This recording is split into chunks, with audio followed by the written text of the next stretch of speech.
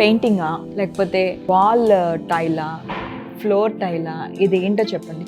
నేను షైన్ అవుతుంది లైట్ పడితే. ఎస్ మేడం, ఇది ఫ్యాబ్రిక్ టెక్స్చర్ అండి. And you can see the entire detailing. మీరు ఇక్కడ చూసుకుంటే everywhere you will see that shining. Shine అవుతుందని కెమెరాలో కనిపించట్లేదు కానీ ఇట్స్ ట్వింక్లింగ్.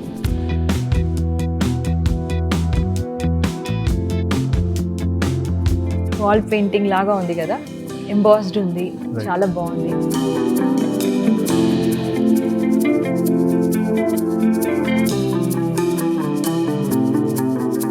ఇంత బ్యూటిఫుల్ కిచెన్ అయితే నేను ఎక్కడ చూడలేదు ఈ మధ్య కాలంలో. అందరూ గాడ్రేజ్ అంటే ఒక నమ్మకం. సో అపర్ణ వాళ్ళ క్వాలిటీ ఎలా ఉంటుంది? సో అపర్ణ క్వాలిటీకి మనం పేరు పెట్టాల్సిన అవసరమే లేదు.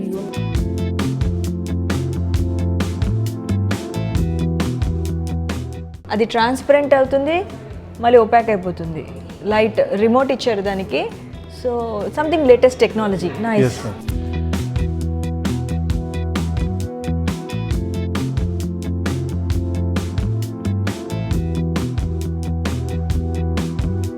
దీని గురించి మాట్లాడుకోవచ్చు. ఫ్రెండ్స్ని ఏమైనా ఇంటికి పిలిస్తే కూర్చొని గంట సేపు మాట్లాడచ్చు. ఎవరు నమ్మరు, కాకపోతే తల ఒకటి పొలుకైతే తెంపి చూస్తారేమో ఇది రియలా రియలా రియలా అని. ఇది రియలే.